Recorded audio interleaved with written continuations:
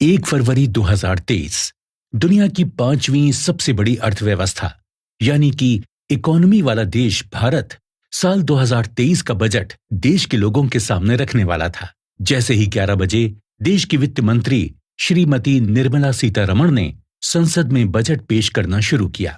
सबको उम्मीदें थीं कि देश को चलाने वाली सरकार इस बार लोगों को टैक्स में और महंगाई में कुछ राहत देगी, कुछ चीजों के दाम घटाए जाएंगे, रोजगार के लिए प्लान और उनके लिए नए फंड्स का ऐलान होगा, पढ़ाई और अच्छे एजुकेशन सिस्टम पर ध्यान दिया जाएगा और भी ना जाने कितने ऐसे टॉपिक्स जिनकी नई स्कीम का लोगों को इंतजार था।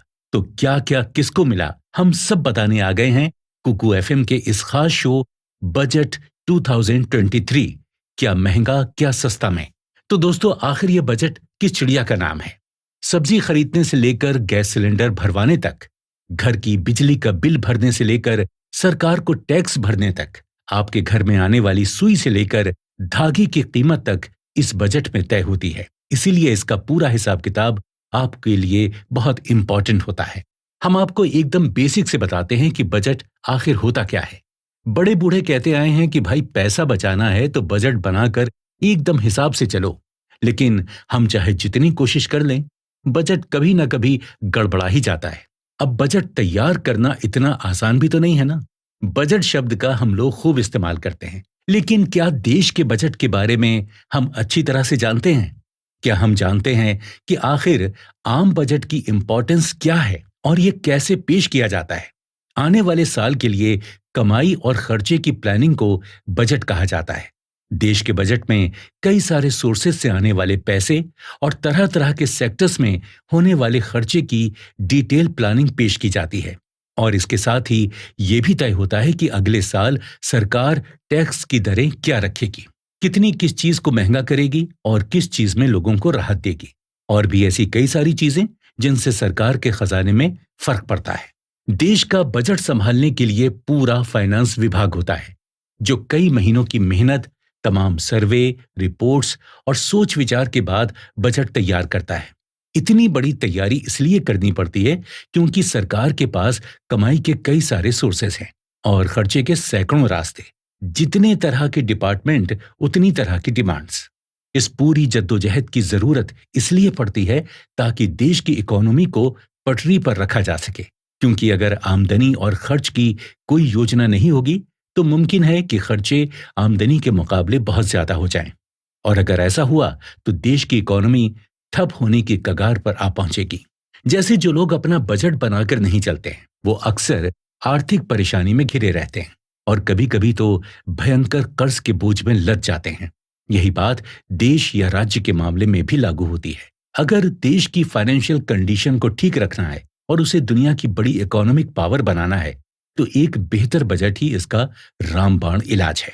दोस्तों, बजट बताता है कि वो देश की जनता का भला करने आ रहा है, लेकिन देश की जनता भी तो समझे कि उसका इस्तेमाल कैसे करना है। आखिर ये सब जनता का ही तो पैसा होता है, तो जनता की जिंदगी को बेहतर बनाने के काम ही आता है। और अगर जनता बेफिक्री दिखाकर बजट से मुंह मोड़ लेती है तो करप्शन यानी भ्रष्टाचार को पैर पसारने की जगह मिल जाती है।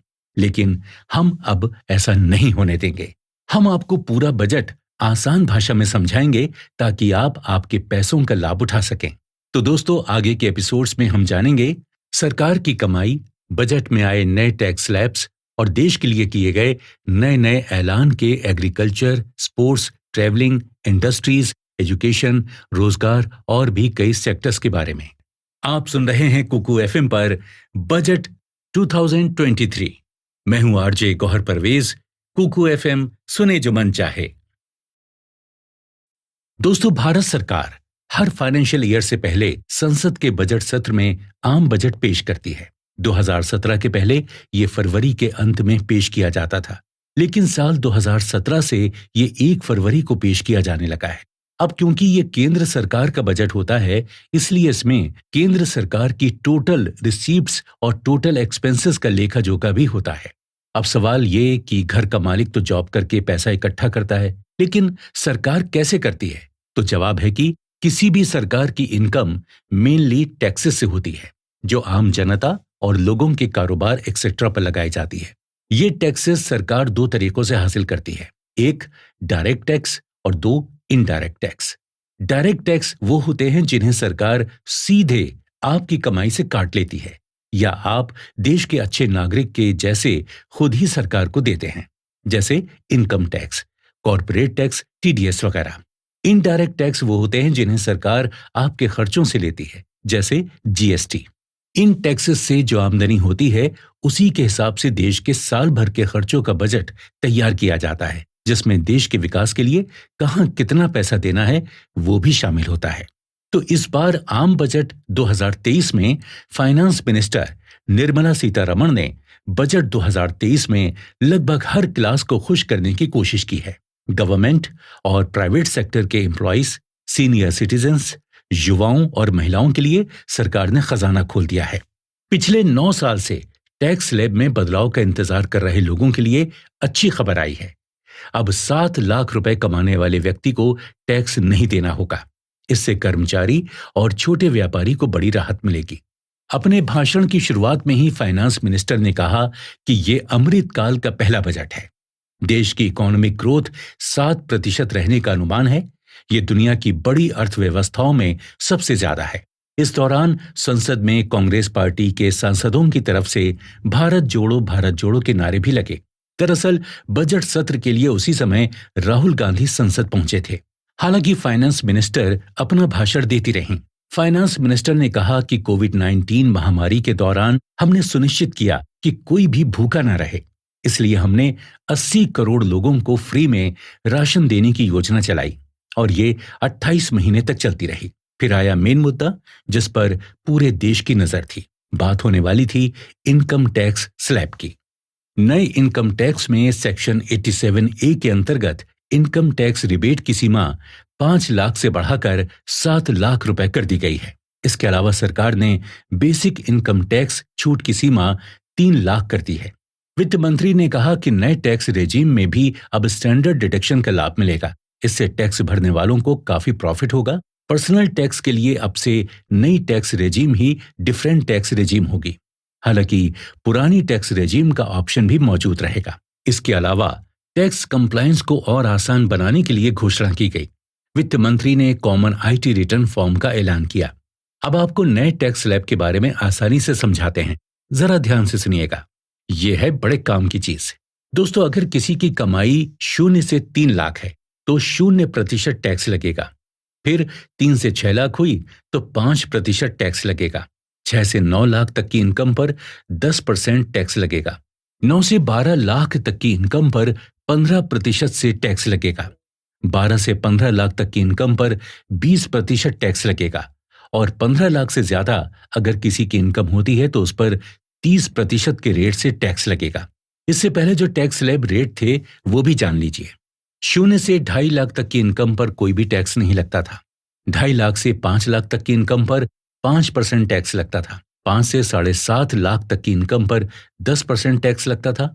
7.5 से 10 लाख और इसी तरह हर 2.5 लाख के बाद 5% टैक्स रेट बढ़ जाता था और 15 लाख से ऊपर 30% रेट से टैक्स लगता था। अगर आसान भाषा में कहें तो जो लोग अब एक साल में 7 लाख तक कमाएंगे उन्हें कोई भी टैक्स नहीं देना होगा। वो इसलिए क्योंकि उनको उस टैक्स की रिबेट मिल जाएगी जो कि पहले सिर्फ और सिर्फ 5 लाख तक की इनकम कमाने वाले लोगों को मिलती थी। ये रिबेट सरकार 87A के अंतर्गत देती है, जो कि छोटे स्तर के लोगों के लिए लाभकारी होती है। सरकार भी ये नहीं चाहती कि जिनकी आमदनी कम है वो उनसे ज्यादा टैक्स वसूले।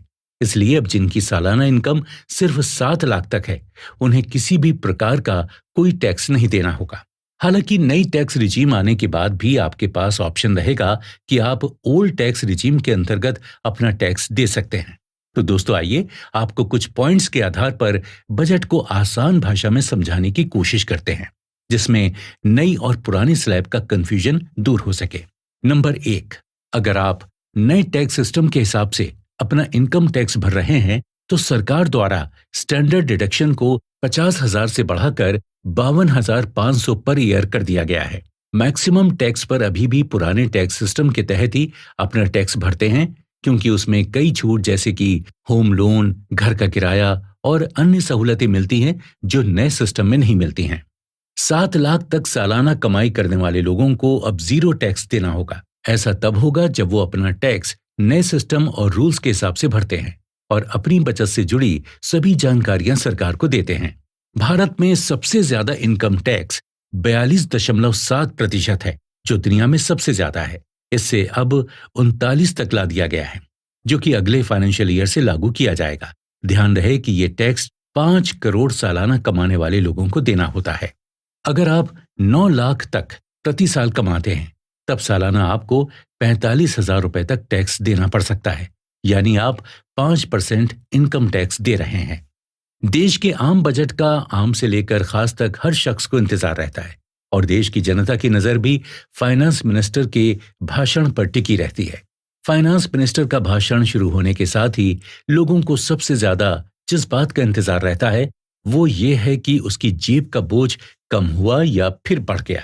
फाइनेंस मिनिस्टर निर्मला सीतारमण जी ने अपने बजट भाषण के दौरान कहा कि कस्टम ड्यूटी, सेस, सरचार्ज दर में बदलाव किया गया है। खिलौनों पर लगने वाली सीमा शुल्क घटाकर 13% किया गया है, यानी अब खिलौने सस्ते हो जाएंगे। इसके अलावा साइकिल को भी सस्ता किया गया है। लिथियम आयन बैटरी पर कस्टम ड्यूटी में राहत दी गई है। इलेक्ट्रॉनिक वाहनों में लगने वाली बैटरी से कस्टम ड्यूटी हटा दी गई है और मोबाइल फोन में इस्तेमाल होने वाली लिथियम बैटरी पर सीमा शुल्क हटाया गया है और अब ये बैटरी भी सस्ती हो जाएंगी। इसका असर मोबाइल और इलेक्ट्रॉनिक व्हीकल की कीमतों पर भी पड़ेगा। बैटरी की कीमत घटने से कुछ मोबाइल फोन और इलेक्ट्रिक व्हीकल सस्ते होंगे। सरकार की ओर से टेलीविजन चैनल में आयात शुल्क 2.5% कर दिया गया है। इसके अलावा एलईडी टेलीविजन सस्ता कर दिया गया है और बायोगैस से जुड़ी चीजों के दाम में भी कटौती का फैसला लिया गया है। इलेक्ट्रिक चिमनी पर आयात शुल्क में कटौती की गई है। इस फैसले के बाद इनके दाम घट जाएंगे।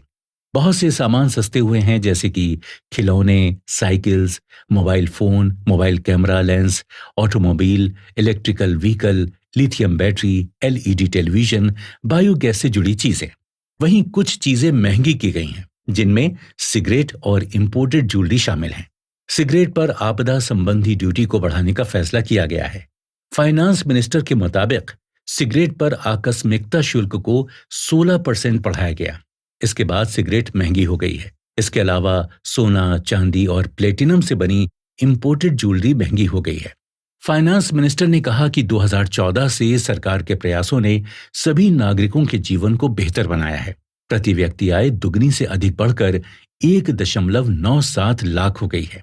इन 9 वर्षों में भारतीय अर्थव्यवस्था आकार में 10वें से 5वें स्थान पर पहुंच गई है। ऐलान किया गया है कि नया बिजनेस खोल रहे या खोलने का सोच रहे युवाओं को खेती से रिलेटेड स्टार्टअप शुरू करने के लिए कृषि कोष बनाया जाएगा। तो वहीं टूरिज्म को बढ़ावा देने के लिए मिशन मोड पर काम किया जाएगा। पीएम मोदी ने बजट को सभी वर्गों के लिए फायदेमंद बताया। उन्होंने इसके साथ निर्मला सीतारमण की पूरी टीम को बजट के लिए बधाई दी और कहा कि इससे किसानों और देश के गांवों की इकोनॉमी को फायदा होगा। तो दोस्तों, ये तो हो गई टैक्स की बात। अब आगे बात करेंगे महंगाई की, लेकिन अगले एपिसोड में। दोस्तों, ये तो आपने सुना ही होगा, सखी सैया तो खूब ही कमात हैं, महंगाई डायन खाए जात है। सच बात तो है, हर महिला का यही दर्द है। सैया तो रोज काम पर जाता है और आजकल तो महिलाएं भी घर का काम संभाल कर नौकरी करने जाती हैं। ऐसा लगता है कि जरूरत के मुताबिक कमाई तो हो रही है, लेकिन फिर भी जरूरतें पूरी नहीं हो पाती हैं। और जहां आम जरूरतें पूरी करने के लिए पैसा कम पड़ता हो, वहां भला बचत कैसे होगी। आप चाहे जितना भी कमाने की कोशिश करें, लेकिन ये महंगाई डायन जो होती है ना, सब खा जाती है। गाना तो सुन लिया आपने, अब आगे बढ़ने से पहले कुछ आम बातचीत भी सुन लीजिए। कोरोना ने तो 2 साल में जान खा ली, कमाई तो पूरी खत्म हो गई, पता नहीं ये साल कैसा जाएगा। अजी सुनते हो, सब्जियों के दाम आसमान छू रहे हैं, आज दाल चावल बना दूं। ऐसी बातें कॉमन मैन की जिंदगी में काफी कॉमन है ना?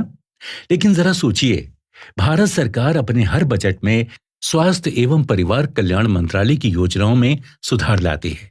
कॉमन मैन से जुड़ी सैकड़ों योजनाओं के लिए हजारों लाखों करोड़ रुपयों का खर्चा करती है। क्या उसका आपकी जिंदगी से कोई लेना देना नहीं? जी हां, लेना देना है, बिल्कुल है। बजट के हर एक हिस्से का भारत में रहने वाले हर एक इंसान से लेना देना होता है। उदाहरण के लिए सितंबर 2021 में सरकार ने कुल 39 दवाइयों की कीमत कम कर दी थी और साथ ही साथ 16 दवाइयों की कीमतें बढ़ा दी थी। कोरोना काल में जब लोगों की इनकम पूरी तरह खत्म हो गई थी, तब सरकार मुफ्त अनाज योजना लेकर आई। छोटे छोटे बिजनेसमैन और बिजनेस पूरी तरह ठप हो गए थे, इसीलिए सरकार सब्सिडी लेकर आई। लेकिन फिर भी डिमांड और सप्लाई के बीच बढ़ती दूरी की वजह से महंगाई बढ़ती गई। कीमतों की इन उतार चढ़ाव का हमारी जिंदगी पर काफी बड़ा असर होता है और हम कभी उसकी तरफ ध्यान ही नहीं देते। जैसे खाद्य महंगाई दर यानी खाने पीने की चीजों की कीमतों की दर 2022 के 3.7% से 2023 आते आते 7.7% हो गई है। आटे के दाम 25 रुपए किलो से बढ़कर 35 रुपए किलो तक पहुंच गए हैं। साधारण चावल के दाम 30 रुपए से बढ़कर 34 रुपए किलो हो गए। दूध की कीमतों में भी लगातार साल दर साल 2 रुपए का इजाफा होता आया है। खुदरा महंगाई दर दिसंबर 2022 में 5.7% रही, लेकिन अब ऐसा नहीं होगा। अब हम बजट समझेंगे भी और उसके मुताबिक जिंदगी में बदलाव करके तरक्की भी करेंगे। तो आइए जान लेते हैं कि 2023 के बजट में आपकी सेहत के लिए और आपकी रोजमर्रा की जरूरतों के लिए सरकार ने क्या-क्या योजनाएं बनाई हैं। 2023-24 के आम बजट में एक सबसे जरूरी बात जान लीजिए कि इलेक्ट्रिक कार, मोबाइल, साइकिल और कई इलेक्ट्रिक चीजों की कीमतें कम की गई हैं। खुशी हुई ना सुनकर? लेकिन जरा रुकिए, इसके साथ ही सोने और चांदी की वस्तुओं पर टैक्स ड्यूटी बढ़ाई गई है। मतलब कि गोल्ड और सिल्वर आइटम्स अब जरा महंगे हो जाएंगे। कहते हैं कि खाली पेट तो दुआ भी नहीं की जा सकती। जिंदगी में सबसे जरूरी बात होती है 2 वक्त की रोटी। और जैसा कि हमने बताया, कोरोना पेंडेमिक के बाद खाने पीने की चीजें भी काफी महंगी हो गई थी। लेकिन 2023 के बजट में इस बात का काफी ध्यान रखा गया है। इसीलिए लोगों को मोटा अनाज आसानी से और सस्ते दामों पर मिल सके, इसलिए सरकार ने मोटा अनाज उगाने में किसानों को मदद करने के उद्देश्य से 2200 करोड़ रुपए खर्च करने की योजना बनाई है। जाहिर है कि इन 2200 करोड़ रुपयों की लागत से अनाज का उत्पादन बढ़ेगा और कॉमन मैन की थाली में ये अनाज सस्ते दामों में परोसा जा सकेगा। इस देश में कोई भूखा नहीं सोएगा, इस बात के लिए हम कटिबद्ध हैं। ये शब्द हैं भारत के प्रधानमंत्री श्री नरेंद्र मोदी जी के। वो चाहते हैं कि देश के हर एक इंसान की थाली में खाना जरूर परोसा जाए, किसी को भी भूखे पेट सोने की नौबत न आए। और सरकार लगातार इस मकसद को पूरा करने के लिए नई नई योजनाएं ला रही है। इसी कड़ी में एक वक्त ऐसा आया जब दुनिया भर में लॉकडाउन लग गया और देश ठप पड़ गया। उस मुश्किल कोरोना के दौर में गरीबों का पेट पालने के लिए सरकार ने पिछले साल करीब 80 करोड़ लोगों को मुफ्त अनाज दिया था। 2023 के बजट में वित्त मंत्री ने बताया कि ये मुफ्त अनाज योजना और 1 साल तक जारी रहेगी। अमृतकाल बजट में वित्त मंत्री ने जानकारी दी कि अब तक करीब 9.6 करोड़ उज्ज्वला गैस कनेक्शन दिए जा चुके हैं और ये योजना जारी है। साथ ही पीएम गरीब कल्याण योजना के लिए वो इस साल 2 लाख करोड़ का बजट दे रहे हैं। 2 जून की रोटी के साथ इंसान की जिंदगी में सबसे बड़ी जरूरत होती है सिर पर छत, यानी अपना घर। हर इंसान अपना खुद का सपनों का घर बनाना चाहता है और गरीबों का यही सपना पूरा करने के लिए प्रधानमंत्री नरेंद्र मोदी पीएम आवास योजना लेकर आए थे। वित्त मंत्री ने ऐलान किया कि इस साल पीएम आवास योजना में खर्च करने के लिए बजट 48,000 से बढ़ाकर 79,000 करोड़ किया गया है, जिसका मतलब है कि इस साल और कई सारे लोगों का अपना घर बनाने का सपना साकार होने वाला है। पीएम आवास योजना के तहत घर मिलना और स्वच्छ भारत मिशन के जरिए शौचालय मिलना लोगों की जिंदगी में किस हद तक बदलाव ला सकता है, ये बात वही समझ सकते हैं जिन्हें ठंड में ठिठुरते हुए खुले आसमान के नीचे रात गुजारनी पड़ी हो। सरकार से देश की जनता को यही उम्मीद थी कि आवासीय योजनाएं और बड़े पैमाने पर बढ़ाई जाएं, ताकि बेघर लोगों के सिर पर छत आ जाए। जिंदगी गुजार देते हैं लोग एक छत बनाने में, लेकिन भारत सरकार ने ये बात आसान बना दी और बजट आवास योजना को 79,000 करोड़ रुपए देकर अब सरकार कई सारे बेघर लोगों को उनके हक का आसरा देने जा रही है। इस फैसले के लिए बजट की जितनी सराहना की जाए वो कम है। दोस्तों, बजट 2023 में और भी कई सारी बातें हैं जिन्हें जानना और समझना जरूरी है। लेकिन कुल मिलाकर ऐसा नजर आ रहा है कि कोरोना संकट से उभरने के बाद और खासकर रशिया यूक्रेन युद्ध के दौरान सरकार ने महंगाई दर कम करके कॉमन मैन को राहत देने की कोशिश जरूर की है। अब इसके असर कैसे होंगे ये भी हम बहुत जल्द ही जान लेंगे। लेकिन मुद्दे की बात यह है कि देश तरक्की की राह पर चल रहा है और देश तरक्की करेगा तभी तो कॉमन मैन भी तरक्की करेगा। तो दोस्तों, अगले एपिसोड में हम जानेंगे कि कैसी है देश की और आपके कामकाज, व्यापार, व्यवसाय या इंडस्ट्री की तरक्की की राह। सुनते रहिए कुकू एफएम।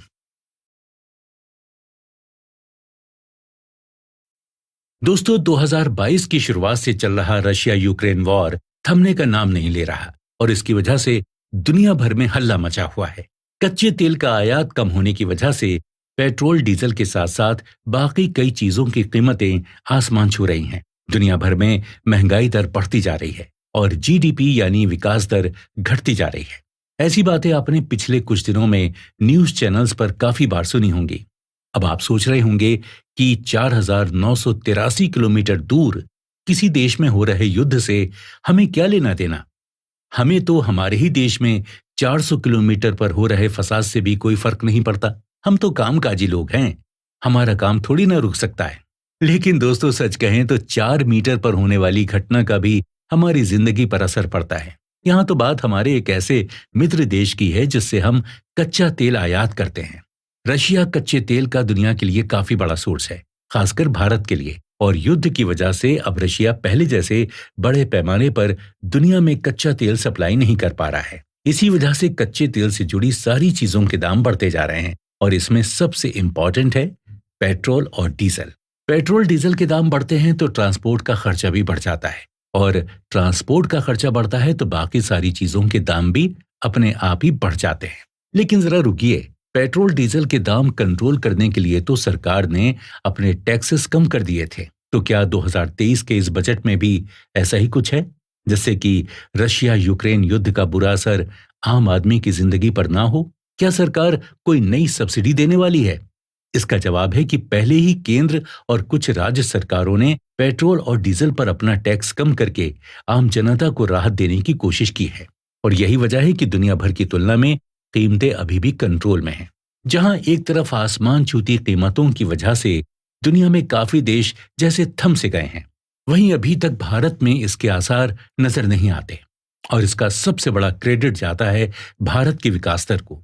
भारत की विकास दर यानी आम आदमी की विकास दर होती है और इसे सकल घरेलू आय यानी कि जीडीपी कहा जाता है। जब देश की आम जनता का विकास होता है, उनकी प्रगति होती है, उनका जीवन बेहतर होने लगता है, तब भारत का भी विकास होता है। जरा इस बजट को गौर से सुनिए। वित्त मंत्री ने बताया कि इनकम टैक्स यानी आयकर की सीमा बढ़ाने के बावजूद और टैक्स के रेट कम करने के बावजूद सरकार को टैक्स डेफिसिट यानी टैक्स से होने वाली कमाई में घाटा नहीं होगा, बल्कि पिछले साल की तुलना में ये घाटा 0.5% से कम होगा। आसान शब्दों में कहें तो टैक्स से कम कमाई के बावजूद सरकार घाटे में नहीं होगी। अब आपका दिमाग चकरा गया होगा कि भला ये कैसे मुमकिन है? तो जान लीजिए कि सरकार की कमाई सिर्फ इनकम टैक्स से नहीं होती, उसके अनेक जरिए हैं और उन्हीं में से एक है कंज्यूमर टैक्स, यानी हम जो भी चीजें खरीदते हैं उस पर जो सरकार टैक्स लगाती है। अब सोचिए, अगर आपके पास पैसा ज्यादा होगा तो आप खरीदारी भी ज्यादा करेंगे और उससे टैक्स से सरकार की कमाई होती है। ये बस एक उदाहरण था। वैसे सरकार की कमाई के और भी कई सारे जरिए होते हैं, जैसे कि बॉन्ड्स, इन्वेस्टमेंट वगैरह। आपको ये जानकर खुशी होगी कि कोरोना काल और रशिया यूक्रेन युद्ध के बावजूद भारत की विकास दर साल 2021-22 में 8.7% थी और साल 2023-24 में भी विकास दर करीब 7% के ऊपर रहने की उम्मीद की जा रही है। पिछली बार की तुलना में इस बार विकास दर घटने की उम्मीद जरूर है, लेकिन दुनिया भर के हालात के साथ अगर तुलना की जाए तो हम बड़े फख्र से कह सकते हैं कि भारत विकास के रास्ते पर तेजी से आगे बढ़ रहा है। इतने सारे संकटों की मार सहने के बाद जहां कुछ देश कंगाली की हालत में पहुंच गए हैं, रिसेशन का दौर दस्तक दे रहा है, ऐसे वक्त में भारत की विकास दर काफी अच्छी नजर आ रही है। वित्त मंत्री ने यह भी बताया कि भारत में प्रति व्यक्ति आय करीब करीब दुगनी होकर 1.97 लाख पहुंच गई है। जिसका मतलब होगा कि छोटे छोटे व्यापार, व्यवसाय, माइक्रो और मिनी इंडस्ट्री जो 2 साल तक पूरी तरह से ठप पड़ गई थी, उन्हें नई संजीवनी मिलेगी। इस सेक्टर को एमएसएमई कहा जाता है। एमएसएमई का मतलब है ministry of micro, small and medium enterprises, यानी कि सूक्ष्म, लघु एवं मध्यम उद्यम मंत्रालय। 2023 के अपने बजट भाषण में वित्त मंत्री ने यह ऐलान किया कि सरकार एमएसएमई को मदद देगी और साथ ही 3 करोड़ रुपयों तक इनकम कमाने वाली एमएसएमई को टैक्स में छूट दी जाएगी। इसका मतलब है कि छोटे छोटे एंटरप्राइजेस चलाने वाले मिडिल क्लास लोगों का काम अच्छा चलने में मदद मिलेगी, उनकी आमदनी बढ़ेगी और देश का विकास होने में मदद मिलेगी। दोस्तों, हम अक्सर ये बात कहते या सुनते हैं कि सड़क पर खड्डे हैं या खड्डों में सड़क, ये तो पता ही नहीं चलता। सरकारी इमारतों या टूरिस्ट स्पॉट्स की सिचुएशन ऐसी होती जा रही है कि कोई तरस न खाए। लेकिन इसी ग्रोथ रेट का परिणाम है कि सरकार इस साल इंफ्रास्ट्रक्चर पर 10 लाख करोड़ रुपए खर्च करने जा रही है, जिसमें नई सरकारी इमारतें, सड़कें, हाईवे वगैरह बनाए जाएंगे या फिर पुराने इन चीजों की मरम्मत की जाएगी। वित्त मंत्री ने बताया कि स्वच्छ भारत मिशन के तहत 11.7 लाख करोड़ शौचालय बनाए गए हैं और ये काम जरूरत के मुताबिक जारी रहेगा। इसके साथ ही अर्बन डेवलपमेंट यानी शहरों में विकास कामों को बढ़ाने के लिए सरकार ने 10,000 करोड़ रुपयों का बजट रखा है। भारत के शहर और भी ज्यादा स्वच्छ और सुंदर बनने जा रहे हैं। शहरों में सुविधाएं बढ़ेंगी, अच्छी सड़कें बनाई जाएंगी, ड्रेनेज लाइंस यानी गंदे पानी की नालियां साफ रखी जाएंगी। इसके साथ ही होल मैन यानी ऐसे गंदे पानी की नालियां साफ करने वाले भाइयों के लिए भी इस बजट में एक खुशखबरी है। आपने कई बार ऐसी न्यूज़ सुनी होगी या घटना देखी होगी कि नाली साफ करते वक्त सफाई कर्मचारी की दम घुटकर मौत हो गई।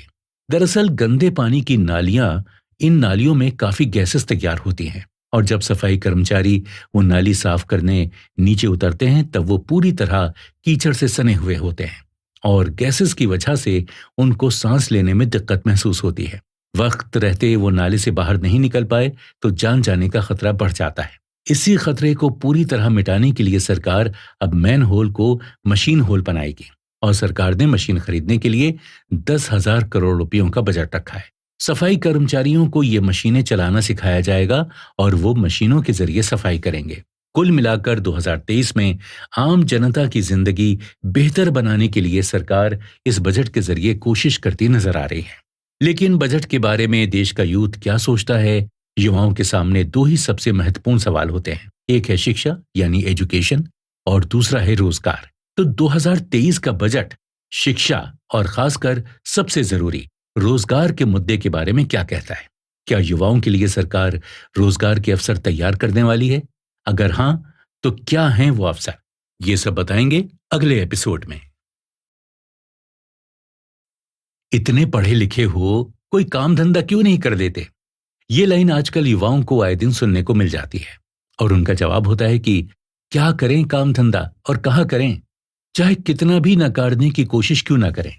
लेकिन सच्चाई यही है कि भारत में पढ़े लिखे युवाओं की संख्या ज्यादा है, जो दिन ब दिन बढ़ती जा रही है और उसकी तुलना में नौकरियां काफी कम हैं। इसके साथ ही भारत में सरकारी नौकरी पाने के लिए युवाओं में जो तड़प नजर आती है, उसका फिलहाल कोई सोल्यूशन नजर नहीं आ रहा है, क्योंकि एक सरकारी नौकरी के लिए 1 लाख से ज्यादा लोग अप्लाई करते हैं। इसी समस्या का सोल्यूशन ढूंढने के लिए सरकार ने स्किल इंडिया, स्टार्टअप इंडिया जैसी योजनाएं बनाई और इन योजनाओं से काफी युवाओं को फायदा भी मिला। कई स्टार्टअप्स एमएसएमई में शामिल हो गए तो कईयों ने सफलता के ऊंचे मकाम को छुआ। बावजूद इन सब के सच्चाई ये है कि आज भी कई सारे युवा रोजगार की तलाश में हैं। तो सरकार ने बजट 2023 में भी युवाओं को ध्यान में रखकर कुछ योजनाएं बनाई हैं। वित्त मंत्री ने यह ऐलान किया है कि एकलव्य स्कूलों को और बढ़ाने के लिए साल 2023 में कुल 38,800 शिक्षकों की भर्ती की जाने वाली है। इतना ही नहीं, बल्कि अलग सरकारी सेक्टर्स को और बेहतर बनाने के लिए 100 कमिश्नर्स को चुना जाएगा। है ना खुशखबरी? लेकिन भाई 125 करोड़ से ज्यादा वाले जनसंख्या के देश में ये कुछ हजार नौकरियां कितनी असरदार रहेंगी? जरा रुकिए।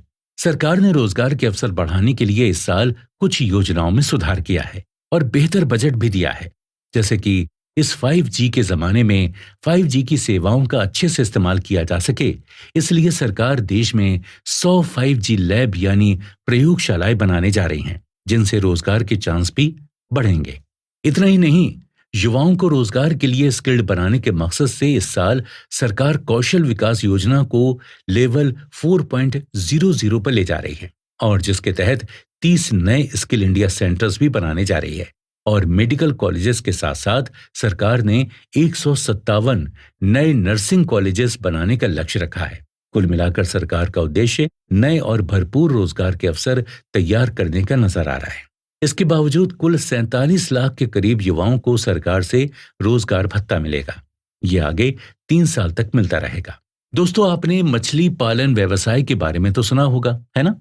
शायद आपने भी किसी बड़े बुजुर्ग को अपने किसी रिश्तेदार को सलाह देते हुए सुना होगा कि बेटा, मत्स्य पालन यानी मछलियों का बिजनेस करो, अच्छा खासा कमा लोगे। कहाँ ये नौकरी के चक्कर में चप्पलें घिसते हुए घूम रहे हो? तो जान लीजिए कि मछुआरे भी एक ऐसा बिजनेस है जो काफी लोगों को रोजी रोटी कमा कर देता है, लेकिन इस तरफ ज्यादा ध्यान नहीं दिया गया था। पर इस बजट में सरकार ने मछुआरों के लिए 6,000 करोड़ की नई मत्स्य संपदा योजना को लागू करने का लक्ष्य रखा है। इसके साथ साथ बाकी इंफ्रास्ट्रक्चर, अर्बन डेवलपमेंट जैसे सेक्टर्स के लिए जितना बड़ा बजट दिया गया है, वहां से भी नए रोजगार के अवसर आने वाले हैं। देश का एक और सबसे इंपॉर्टेंट मुद्दा है शिक्षा का। स्किल इंडिया मिशन के जरिए सरकार स्किल सेंटर्स और नए स्कूलों को तो बना रही है, लेकिन इस डिजिटल युग में स्लैब्स और किताबों को लेकर काफी लंबी बहस चलती आ रही है, और इसी का समाधान करने के लिए सरकार अब स्कूली बच्चों से लेकर बड़ों तक की पढ़ाई के लिए डिजिटल लाइब्रेरी तैयार करने जा रही है, जहां हर किसी को उम्र और स्किल के मुताबिक जो चाहिए वो किताब जब चाहे मुहैया कराई जाएगी, जिसकी वजह से एजुकेशन क्वालिटी में काफी सुधार आएगा। इसके अलावा वित्त मंत्री ने ऐलान किया कि सरकार एमएसएमई सेक्टर को लोन की गारंटी देगी, जिससे कि एमएसएमई सेक्टर का विकास होगा और जाहिर है इससे नए रोजगार के अवसर भी खुलेंगे। तो ये सारी बातें जानने समझने के बावजूद सच्चाई से कहें तो 2023 में सरकार ने शिक्षा का स्तर सुधारने के लिए तो काफी बढ़िया काम किया है, लेकिन रोजगार पर कुछ मिला जुला रुझान रहा है। मंदी के इस दौर में जहां लोगों की नौकरियां जा रही हैं, वहां नई नौकरियां बनाना सचमुच एक बहुत बड़ी चुनौती है। और इतनी बड़ी युवा आबादी के देश में सिर्फ नौकरियों के आंकड़ों पर रोजगारी और बेरोजगारी के पैमाने तय करना भी एक बेवकूफी होगी। इसीलिए तो सरकार कौशल विकास यानी कि स्किल डेवलपमेंट और माइक्रो इंडस्ट्री पर ज्यादा जोर दे रही है। 2023 के बजट में आम जनता को राहत देने वाली और कॉमन मैन का विकास करने वाली और ऐसी कौन कौन सी योजनाएं हैं जिनसे ज्यादा लाभ उठाया जा सकता है, जानने के लिए चलते हैं अगले एपिसोड में। आत्मनिर्भर भारत अभियान। माननीय प्रधानमंत्री मोदी जी ने 12 मई 2020 को आत्मनिर्भर भारत अभियान योजना की घोषणा की, जिससे भारतवासी आत्मनिर्भर बन सकें। आत्मनिर्भर भारत अभियान से देश के रोजगार पर अधिक ध्यान दिया जाएगा। लॉकडाउन की वजह से देश के मजदूर और किसान बहुत प्रभावित हुए हैं। आत्मनिर्भर भारत अभियान के लिए 20 लाख करोड़ का राहत पैकेज घोषित किया गया है, जो देश की जीडीपी का 10% है। ये योजना भारत की आर्थिक व्यवस्था को सुचारू रूप से चलाने में महत्वपूर्ण भूमिका निभा रहा है। इस योजना का मकसद लोगों की आत्मनिर्भरता को बढ़ाना है। इस योजना के अंतर्गत सरकार द्वारा चुने गए सभी लाभार्थियों को आर्थिक सहायता दी गई। इससे सभी की मदद की गई और आत्मनिर्भर योजना के अंतर्गत सभी प्राइवेट सेक्टर्स को भी मदद दी गई। केंद्र सरकार ने इस योजना में लाभ देने के लिए ऑफिशियल वेबसाइट लॉन्च की है, जिस पर लोग अप्लाई करके आत्मनिर्भर भारत अभियान योजना का लाभ उठा सकते हैं। फाइनेंस मिनिस्टर निर्मला सीतारमण जी के द्वारा 1 फरवरी 2021 को वित्तीय वर्ष की घोषणा की गई थी, जिससे मुख्य रूप से आत्मनिर्भर योजना के बारे में चर्चा की गई। कोरोना काल के समय में देश की अर्थव्यवस्था को मजबूती प्रदान करने के लिए केंद्र सरकार द्वारा योजना को शुरू किया गया। भारत सरकार और रिजर्व बैंक के द्वारा आत्मनिर्भर भारत अभियान के तहत 27.1 लाख करोड़ रुपए का निवेश किया गया है, जो देश की जीडीपी में 13% का योगदान देती है। आत्मनिर्भर भारत अभियान के तहत मुख्य रूप से किसानों की इनकम को ज्यादा करने, महिला सशक्तिकरण, सुशासन और अन्य सभी विकास के कार्यों पर बल दिया जाएगा। दोस्तों, क्या आपको पता है आत्मनिर्भर भारत अभियान योजना 2023 के क्या-क्या उद्देश्य हैं? नहीं पता? कोई बात नहीं, हम बताते हैं। दोस्तों, इस अभियान के तहत लोगों में जागरूकता आएगी और लोगों को आर्थिक मदद दी जाएगी, जिससे कि गरीब लोगों को किसी के आगे झुकना ना पड़े। लॉकडाउन के कारण जितने भी मजदूरों और किसानों को इस योजना से नुकसान हुआ है, उनकी भरपाई की जाए और उन्हें लाभ पहुंचाया जाए। सरकार की मदद से भारत एक नई ऊंचाई पर पहुंचेगा। जो भी लाभार्थी इस योजना में आवेदन करेंगे, केंद्र सरकार द्वारा उनके खाते में राशि पहुंचा दी जाएगी। और अब बात करते हैं कौशल विकास योजना की। प्रधानमंत्री नरेंद्र मोदी जी ने नई पीढ़ी के युवाओं के कौशल विकास को एक राष्ट्रीय जरूरत बताया और कहा कि ये आत्मनिर्भर भारत का बहुत बड़ा आधार है। विश्व कौशल युवा दिवस पर आयोजित एक कार्यक्रम को वीडियो कॉन्फ्रेंस के माध्यम से संबोधित करते हुए प्रधानमंत्री जी ने कहा, पिछले 6 साल में तैयार हुए सभी संसाधनों का इस्तेमाल करते हुए एक कुशल भारत अभियान यानी स्किल इंडिया मिशन को नए सिरे से गति देने का आह्वान किया। प्रधानमंत्री जी ने कहा, नई पीढ़ी के युवाओं का कौशल विकास एक राष्ट्रीय जरूरत है और आत्मनिर्भर भारत का बहुत बड़ा आधार है। बीते 6 वर्षों में जो आधार बना, जो नए संस्थान बने, उनकी पूरी ताकत जोड़कर हमने देश में स्किल इंडिया मिशन को गति देनी है। उन्होंने युवाओं को नसीहत दी कि आमदनी शुरू होने के बावजूद उन्हें अपने स्किल डेवलपमेंट को लगातार जारी रखना है और इसके जरिए खुद को और देश को आत्मनिर्भर बनाना है। उन्होंने कहा, आज दुनिया में कौशल की इतनी मांग है कि जो कुशल होगा वही आगे बढ़ेगा। ये बात व्यक्तियों पर भी लागू होती है और देश पर भी। दुनिया के लिए एक स्मार्ट और कुशल श्रम समाधान भारत दे सके, ये हमारे नौजवानों की कौशल रणनीति के मूल में होना चाहिए। स्कोर देखते हुए ग्लोबल स्किल ज्ञात की मैपिंग जो की जा रही है, वो प्रशंसनीय कदम है। कोरोना के खिलाफ भारत की प्रभावी लड़ाई में कुशल श्रम बल का बहुत बड़ा योगदान रहा। उत्तर प्रदेश सरकार नए साल के अंत में राज्य की महिलाओं को बड़ी सौगात दे रही है। दीनदयाल अंत्योदय योजना के तहत दिए जाने वाले कौशल प्रशिक्षण में महिलाओं को 30% आरक्षण देने का फैसला किया गया है। इसके लिए 51 संस्थान ट्रेनिंग देंगे। इसमें बड़े शहरों में 240 और छोटे शहरों में 120 पात्रों को ट्रेनिंग दी जाएगी। इस योजना के तहत देश के बेरोजगार युवाओं को construction, electronics and hardware, food processing, furniture और fitting, handicraft, gems and jewellery all letter technology जैसे करीब 40 तकनीकी क्षेत्रों की ट्रेनिंग प्रदान की जाएगी। देश की बेरोजगारी की दर को घटाने के लिए सरकार द्वारा लगातार प्रयास किया जाता रहा है, जिसके लिए सरकार अलग अलग स्कीमें चलाती है। हाल ही में केंद्र सरकार द्वारा कौशल विकास योजना का शुभारंभ किया गया है। इस योजना के माध्यम से बेरोजगार युवाओं को रोजगार प्राप्त करने के लिए प्रशिक्षण प्रदान किया जाएगा। ये प्रशिक्षण नागरिकों को निशुल्क प्रदान किया जाएगा। इस योजना में 3 महीने, 6 महीने और 1 साल के लिए रजिस्ट्रेशन होता है। कोर्स पूरा करने के बाद उन्हें सर्टिफिकेट दिया जाता है, जो पूरे देश में मान्य होता है। इस योजना का मुख्य उद्देश्य देश में सभी युवा वर्ग की स्किल्स को निखार कर उनकी योग्यता के अनुसार रोजगार देना है। इसके अलावा इस योजना से अधिक जुड़ सकें, इसके लिए युवाओं को कर्ज भी दिया जाता है। इस काम के लिए और लोगों को इस योजना से जोड़ने के लिए सरकार ने कई टेलीकॉम कंपनियों को इस काम के लिए अपने साथ जोड़ा है। ये मोबाइल कंपनियां मैसेज के द्वारा इस योजना को सभी लोगों तक पहुंचाने का काम करती हैं। इस योजना के तहत मोबाइल कंपनियां योजना से जुड़े लोगों को मैसेज करके एक स्वीट रोल नंबर देंगी, जिस पर कैंडिडेट को मिस कॉल देना होता है। मिस कॉल के तुरंत बाद आपके पास एक नंबर से फोन आएगा, जिसके बाद आप आईवीआर सुविधा से जुड़ जाएंगे। इसके बाद कैंडिडेट को अपनी जानकारी भेजनी होगी।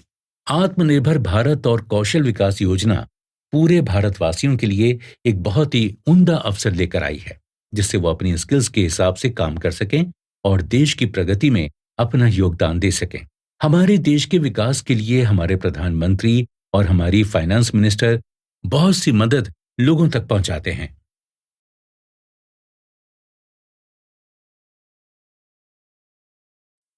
दोस्तों, अब हमारे और आपके जैसे आम आदमी के लिए सबसे ज्यादा जरूरी और अहम बात है कि इस बजट से हमारी जेब पर क्या असर पड़ रहा है।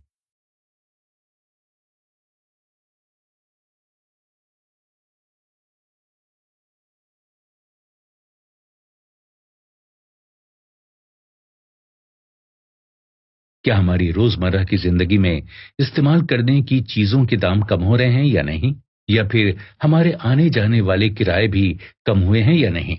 केंद्रीय बजट 2023-24 में रेलवे में इंफ्रास्ट्रक्चर और सेफ्टी पर पूरा जोर दिया गया है। रेलवे मंत्रालय की कोशिश है कि ट्रेनों में सफर करने वाला यात्री सुविधाजनक और सुरक्षित यात्रा करे। साथ ही रेलवे स्टेशन भी वर्ल्ड क्लास बने। इसी को ध्यान में रखकर इस बार के केंद्रीय बजट में इंफ्रास्ट्रक्चर और सेफ्टी पर फोकस किया गया है। पिछले दिनों ट्रेनों के छोटे मोटे हादसों को देखते हुए रेलवे के बजट में सेफ्टी पर जोर दिया गया है, जिससे नई नई तकनीकों का इस्तेमाल कर हादसों की संभावनाओं को कम से कम किया जा सकता है।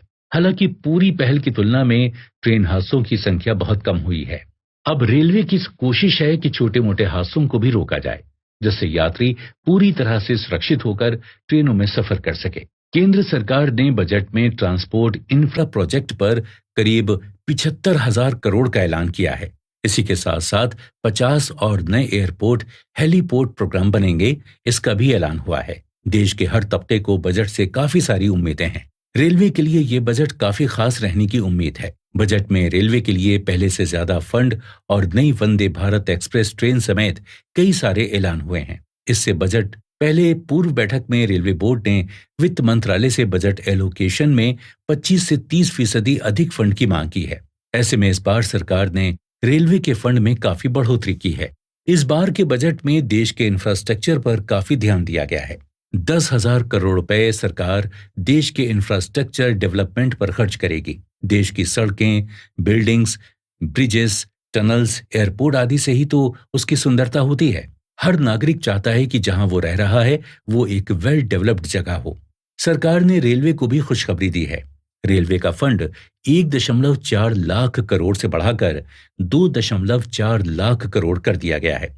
निर्मला सीतारमण ने कहा कि इन्वेस्टमेंट 33% से बढ़कर 10 लाख करोड़ कर दिया जाएगा। सरकार ने रेलवे के लिए 2.40 लाख करोड़ रुपए का कैपिटल आउटले दिया है।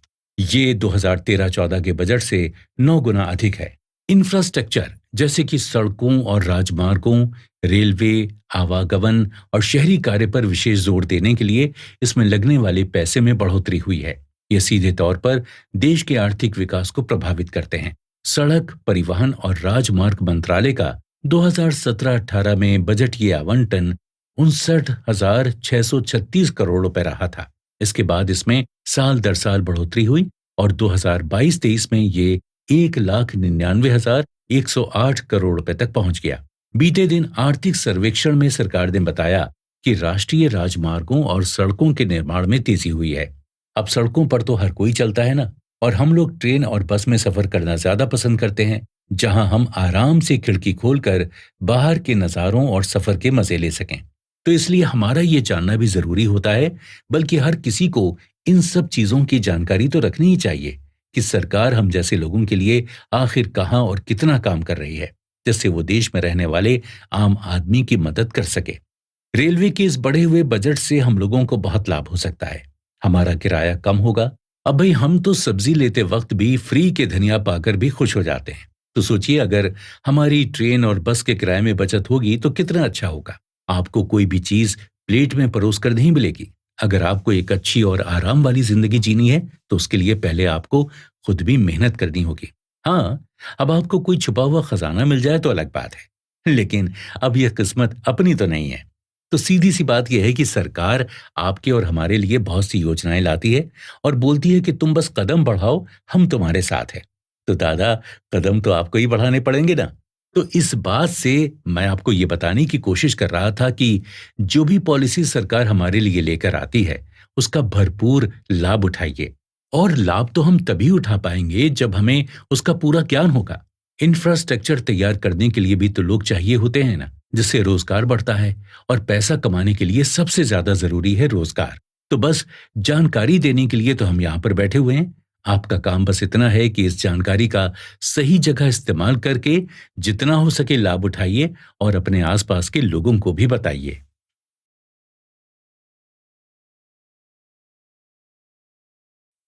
दोस्तों, हमने आपको ये तो समझा दिया कि बजट में किस मंत्रालय की कौन सी योजना को कितना पैसा दिया गया है। लेकिन हमारी ये बातें तभी सफल मानी जाएंगी जब आप इस बजट को अच्छे से समझकर इसे पूरे साल भर ध्यान में रखकर सारी योजनाओं का लाभ उठाएं।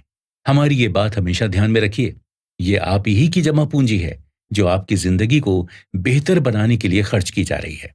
तो दोस्तों, बजट में अब तक जितनी बातें सामने आई उनसे ये बात तो साफ है कि सरकार देश को डेवलपमेंट के रास्ते पर आगे बढ़ाना चाहती है। अब देखिए ना, किसान कल्याण से लेकर आवास योजना तक सारी योजनाओं का बजट बढ़ाया गया है। रेलवे मंत्रालय के बजट में तो रिकॉर्ड 66% की बढ़ोतरी की गई है। ये बात तो साफ है कि सरकार गरीब और मिडिल क्लास लोगों को राहत देने की कोशिश कर रही है। साथ ही युवाओं को अच्छी शिक्षा देने के लिए और स्किल्ड बनाने के लिए सरकार काम कर रही है। शायद इन हालात में यही बेरोजगारी की काट साबित हो सकता है। रशिया यूक्रेन युद्ध की वजह से दुनिया भर के देश कच्चे तेल की समस्या से जूझ रहे हैं, क्योंकि युद्ध की वजह से रशिया कच्चा तेल कम से कम निर्यात कर रहा है। भारत भी रशिया से कच्चा तेल आयात करता है। बावजूद इसके भारत सरकार ने पेट्रोल और डीजल के दामों की सब्सिडी बरकरार रखी है, क्योंकि पेट्रोल और डीजल की कीमतें बढ़ती हैं तो आवाजाही का खर्चा भी बढ़ता है और उससे सारी चीजों की कीमतें बढ़ जाती हैं। इस मामले में सरकार का ये बजट काफी सराहनीय है। बजट के बारे में न्यूज चैनल्स पर काफी स्पेशलिस्ट लोगों की राय देखने को मिली। काफी लोगों ने 2023 के इस बजट को बेहतरीन बताया है, तो कुछ ने इसे बेकार कहा है। लेकिन दोस्तों, हमारे विशेषज्ञ तो आप हैं। आपको ये बजट कैसा लगा, हमें फीडबैक में जरूर बताइए और सुनते रहिए कुकू एफएम, सुने जो मन चाहे। 5 साल बाद जब मैं यूएस से वापस अपने घर आया, तब अपने दोस्त सुनील से काफी सालों बाद मिलने की खुशी को मनाने के लिए मैं उसे हम दोनों की फेवरेट चाय की टपरी पर लेकर गया। पर वहां पहुंचते ही हमने जो देखा उसने हम दोनों को सोचने पर मजबूर कर दिया। जिस जमीन पर पहले टिन से बने डिब्बे होते थे, उस जगह पर संगमरमर की दीवारें थीं। जिस जगह पर खड़े होकर हम चाय की चुस्कियां लेते थे, उस जगह को 3 फ्लोर के बंगले के सामने बनाए गए लॉन ने घेर लिया था। जब हमने अंदर जाकर देखा कि ये सब कैसे हुआ, तब हमें पता चला कि राजू चाचा के जो हाथ कभी मोहल्ले भर को चाय पिलाते थे, वही हाथ अब दूसरों के हाथ देखकर उनका भविष्य बनाने लगे थे। और उनकी विद्या से जिन लोगों का भला हो रहा था, उन्होंने चाचा को as a token of gratitude अपनी इच्छा अनुसार गिफ्ट्स दिए थे। लेकिन आखिर राजू चाचा जैसे गरीबी से आए इंसान के लिए ज्योतिष विद्या प्राप्त करना लगभग नामुमकिन था, तो उन्होंने इसे मुमकिन कैसे किया? क्या वाकई ज्योतिष विद्या इतनी आसान है कि उसे कोई भी सीख सकता है? और उससे भी बड़ा सवाल यह है कि क्या आज के जमाने में भी लोग ज्योतिष विद्या पर विश्वास करते हैं? जी हां, बिल्कुल करते हैं। और सिर्फ चंद लोग नहीं, हमारी पॉपुलेशन के 25% लोग ज्योतिष विद्या पर यकीन करते हैं। अरे भाई, SRK अपनी हर गाड़ी की नंबर प्लेट पर 555 यूं ही थोड़े लगवाते हैं, या बच्चन साहब जैसे बड़े स्टार अपने हाथ में रंगीन पत्थर पहने घूमते हैं। यह सब ज्योतिष विद्या है, जिसे मानने वालों के लिए यह किसी चमत्कार से कम नहीं है। और अगर इस विद्या को आपने सीख लिया तो क्या पता राजू चाचा की तरह आपकी भी लॉटरी लग जाए। लेकिन यह सारा खेल विश्वास का है, क्योंकि वो कहते हैं ना, मानो तो भगवान, ना मानो तो पत्थर। ज्योतिष विद्या भी कुछ इसी तरह है। तो आइए, बिना देरी के आपको ज्योतिषी बनना सिखाते हैं। हमारी ऑडियो बुक आओ ज्योतिष सीखें के हमारे अगले एपिसोड से, ओनली ऑन कुकू FM। सुने जो मन चाहे। अपना भविष्य जानने की इच्छा किसे नहीं होती, अर्थात सभी को होती है। और जिस विद्या द्वारा भविष्य जाना जा सकता हो, उसका नाम है ज्योतिष। ज्योतिष में इतना आकर्षण है कि लाखों करोड़ों लोग इसे सीखना चाहते हैं, किंतु सीखने के साधन सुगमता से जुटा नहीं पाते। इस विषय की प्राथमिक पुस्तकें भी प्रायः ऐसी हैं कि नया पाठक, नया श्रोता जो ज्योतिष के विषय में थोड़ा सा भी नहीं जानता, उनमें उलझ कर रह जाता है। एक तो ज्योतिष जैसा गहन विषय, फिर कठिन शब्दावली, जटिल भाषा और शैली भी नीरस होने के कारण पाठक व श्रोता बेचारा भूल भुलैया में पड़ जाता है। उसके पल्ले कुछ भी नहीं पड़ता। परिणामतः वो पुस्तक का अध्ययन ही छोड़ देता है।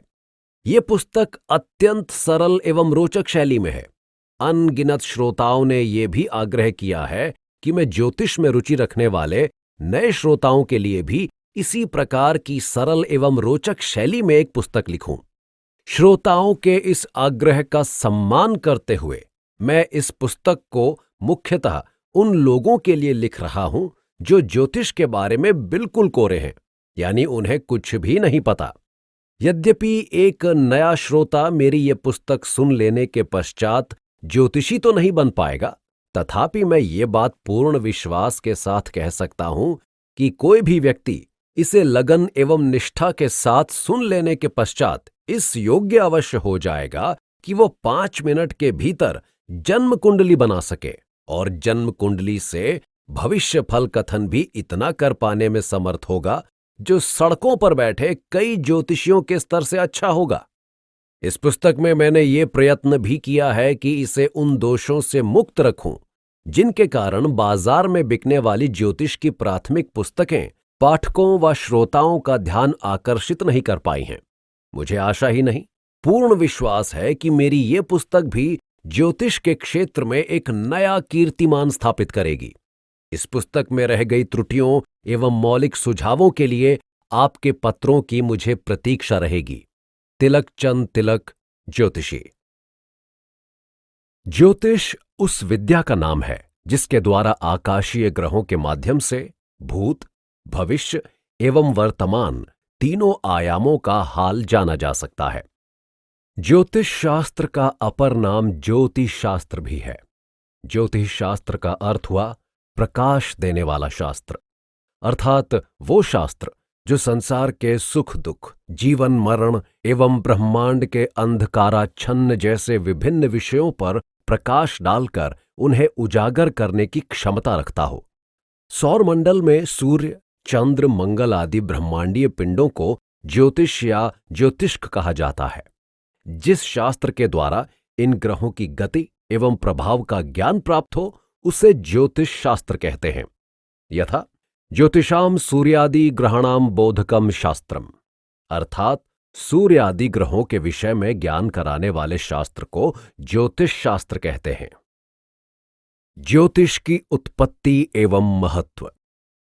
ज्योतिष की उत्पत्ति कब हुई इस विषय में निश्चित रूप से कुछ कहा नहीं जा सकता, किंतु इसकी प्राचीनता इस बात से सिद्ध होती है कि संसार के सबसे प्राचीन ग्रंथ वेद माने जाते हैं और ज्योतिष वेदों का अंग है। वेद के 6 अंग हैं। पहला शिक्षा, दूसरा कल्प, तीसरा व्याकरण, चौथा निरुक्त, पांचवा छंद, छठा ज्योतिष। एक मान्यता के अनुसार वेद ही सारी विद्याओं का मूल उद्गम है। अतः यह स्पष्ट है कि ज्योतिष की उत्पत्ति उतनी ही प्राचीन है जितनी वेदों की। यथा विफलान्य शास्त्राणि विवादस्तेषु केवलम, सफल ज्योतिष शास्त्र चंद्रार्को यत्र साक्षणम, अर्थात अन्य सभी शास्त्र निष्फल हैं क्योंकि उनमें वाद विवाद के अतिरिक्त और कुछ नहीं मिलता। परंतु सूर्य एवं चंद्र जिसके साक्षी हैं वो ज्योतिष शास्त्र ही पूर्ण सफल है। ज्योतिष की उपयोगिता। संसार की प्रत्येक वस्तु तथा प्राणी ग्रह नक्षत्रों के प्रभाव से पूर्ण प्रभावित हैं। भिन्न भिन्न वर्णों में जन्म, सुंदर एवं असुंदर स्वरूप, तीव्र बुद्धि एवं मंद बुद्धि, शुभाशुभ कृत्य, सुख दुख आदि सभी बातें मनुष्य के पूर्व के कर्मों के अधीन होती हैं तथा प्रत्येक जातक की जन्म कुंडली में विभिन्न भावों में स्थित ग्रह उसके भूत, वर्तमान तथा भविष्य के जीवन को प्रभावित करते हैं। तथापि जिस प्रकार औषधि के सेवन द्वारा प्रयत्नपूर्वक रोग को दूर या कम किया जा सकता है, उसी प्रकार ज्योतिष शास्त्र की सहायता से भूत, भविष्य एवं वर्तमान का ज्ञान प्राप्त कर अपने प्रयत्नों द्वारा वर्तमान तथा भविष्य के जीवन को प्रभावित एवं परिवर्तित भी किया जा सकता है। साथ ही अरिष्ट निवारक आश्रय लेकर संकटों से छुटकारा भी पाया जा सकता है। अतः ये शास्त्र जो होना है वो तो होगा ही, ऐसा मानकर केवल भाग्यवादी बने रहने के लिए नहीं कहता, अपितु भविष्य में घटने वाली घटनाओं का पूर्वाभास होने पर उनसे बचने, उन्हें बदलने या मिटाने के लिए प्रयत्नशील होने की प्रेरणा भी देता है। इस प्रकार ये शास्त्र भाग्य एवं कर्म के समन्वय का सेतु है। अप्रत्यक्ष रूप में ये शास्त्र मनुष्य को बुराइयों से बचाकर शुभ कर्मों की ओर प्रेरित करता है कि इस दुखमय संसार के आवागमन रूपी कष्टों से सदैव के लिए छुटकारा पाया जा सके। दैनिक जीवन में ज्योतिष शास्त्र की उपयोगिता किसी से छिपी नहीं है। विवाह, संतान, व्यापार, नौकरी, यात्रा, भवन निर्माण इत्यादि सभी महत्वपूर्ण प्रसंगों पर ज्योतिष शास्त्र के निर्देश पग पग पर मार्गदर्शक एवं सहायक सिद्ध होते हैं। किस समय क्या करना उचित है, क्या अनुचित है, किस समय कौन सा काम करने से लाभ होगा अथवा हानि, इस संबंध में ज्योतिष शास्त्र के निर्देश बहुमूल्य माने जाते हैं।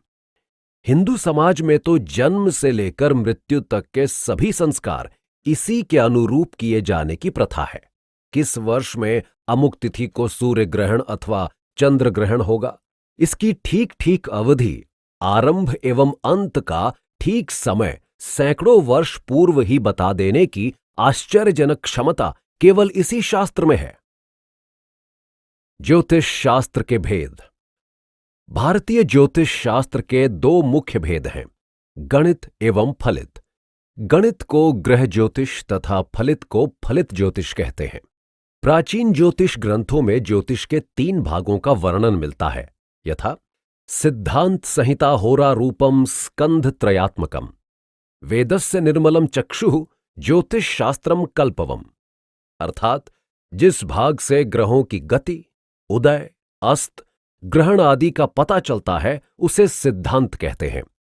जिस भाग से ग्रहों के फल उल्कापात, संक्रांति, सृष्टि, महार्घ समर्थ, तेजी मंदी आदि निर्मित विषयों का ज्ञान होता है उसे संहिता कहते हैं, तथा जिस भाग से ग्रहों की तात्कालिक स्थिति के द्वारा स्थानवशात प्राणियों के सुख दुख, हानि लाभ एवं कब क्या होगा इसका सही निर्णय हो सके उसे होरा कहते हैं।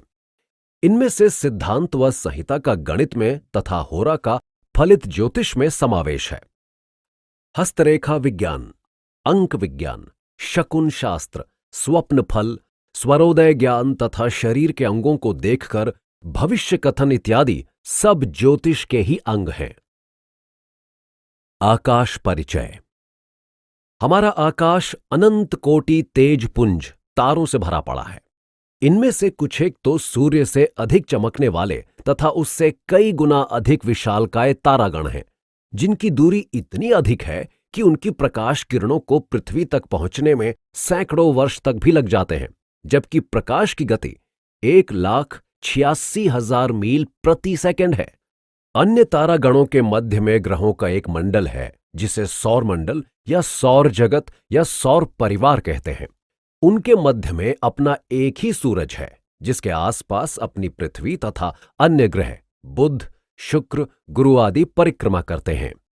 इन सब का सूर्य से संबंध है और यह सूर्य की आकर्षण शक्ति के प्रभाव से उसे छोड़कर कहीं दूसरी जगह नहीं जा सकते।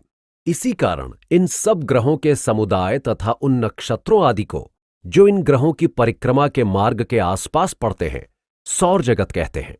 हमारा सारा फलित ज्योतिष इसी सौर मंडल पर केंद्रित है। सौर मंडल की उत्पत्ति। सौर मंडल की उत्पत्ति कब हुई? इस विषय में ब्रह्म पुराण में लिखा है कि चैत्रे मासी जगद ब्रह्मा ससर्वा प्रथमे हनि शुक्ल पक्षे समग्रम तत् तदा सूर्योदय सति प्रवर्तयामास तदा कालस्य गणनामपि ग्रहन्नागा नूतुन्न मासान् वत्सरान वत्सराधिपान। अर्थात चैत्र शुक्ल प्रतिपदा रविवार को सूर्योदय के समय सभी ग्रह अश्विनी नक्षत्र तथा मेष राशि के आदि में थे। उसी समय ब्रह्मा ने सृष्टि की रचना की तथा सभी ग्रहों ने उसी समय से अपनी अपनी कक्षा में भ्रमण करना आरंभ कर दिया। विश्व के कार्यारंभ के साथ ही दिन, वार, तिथि, पक्ष, मास, ऋतु, अयन, वर्ष, संवत्सर आदि का भी प्रारंभ हो गया। ग्रह परिचय। ब्रह्मांड में अनंत कोटि तारों एवं असंख्य ग्रह होते हुए भी प्राचीन ज्योतिषाचार्यों ने भारतीय ज्योतिष में केवल 7 ग्रहों सूर्य, चंद्र, मंगल, बुध, बृहस्पति, शुक्र एवं शनि और 12 राशियों तथा 27 नक्षत्रों को ही प्रधानता दी, क्योंकि उनके विचार में ये ही सारी सृष्टि पर अपना महत्वपूर्ण प्रभाव डालने की क्षमता रखते हैं। कालांतर में भारतीय ज्योतिर्विदों ने राहु एवं केतु, जो अन्य ग्रहों की भांति अपना अस्तित्व नहीं रखते, मात्र छाया ग्रह हैं, उन्हें भी उनके प्रभाव की महत्ता को देखते हुए ग्रहों की श्रेणी में सम्मिलित कर लिया। इस प्रकार अब भारतीय ज्योतिष में 9 ग्रहों, 27 नक्षत्रों एवं 12 राशियों को प्रधानता प्राप्त है। अब इन ग्रहों के बारे में जान लिया जाए। सूर्य। सूर्य को भानु, रवि, दिनकर, दिनकृत, दिवाकर, भास्कर, अरुण, आदित्य, अर्क, दिवसनाथ, दिनेश, प्रभाकर, तरणी, मार्तंड, गृहपति आदि विभिन्न नामों से जाना जाता है। सूर्य मुख्यतः हाइड्रोजन गैस का पिंड है। इसका तापमान 1,00,000 डिग्री सेल्सियस आंका गया है। पृथ्वी से इसकी दूरी 9 करोड़ 30 लाख मील, 14 करोड़ किलोमीटर से कुछ अधिक है। प्रकाश की गति 1,86,000 मील प्रति सेकंड होती है। इस प्रकार सूर्य की किरणों को धरती तक पहुंचने में लगभग 8.25 मिनट लग जाते हैं। सूर्य को समस्त ग्रहों में अत्यधिक प्रकाशमान होने से एवं सर्व ग्रहों में अधिक शक्तिशाली होने से सौरमंडल में राजा का पद प्राप्त है। यद्यपि सूर्य स्थिर है, किंतु हम पृथ्वीवासियों को वो घूमता हुआ दिखाई देता है। इसी कारण हमारी बोलचाल की भाषा में प्रायः सूर्य के गतिशील होने की बातें रहती हैं, यथा सूर्य उदय हो गया है, सूर्य अस्त हो गया है, सूर्य अमुक राशि से निकलकर अमुक राशि में आ गया है इत्यादि। ऐसे वाक्य न केवल भारत में अपितु सारे विश्व में ही, जिसमें पाश्चात्य वैज्ञानिक देश भी सम्मिलित हैं, बोले जाते हैं और ज्योतिष शास्त्र में भी स्थान स्थान पर सूर्य के गतिमान होने की बातें पढ़ने को मिलती हैं। यहां तक कि सभी पंचांगों में अन्य ग्रहों के साथ साथ सूर्य की दैनिक गति भी दर्शाई जाती है। जब सूर्य स्थिर है तो उसमें गति कैसी? श्रोताओं के मन में ऐसा प्रश्न अवश्य उभरेगा। अतः यहां ये बात पहले ही स्पष्ट कर दूं कि ऐसा क्यों है। हमें जो दिखाई देता है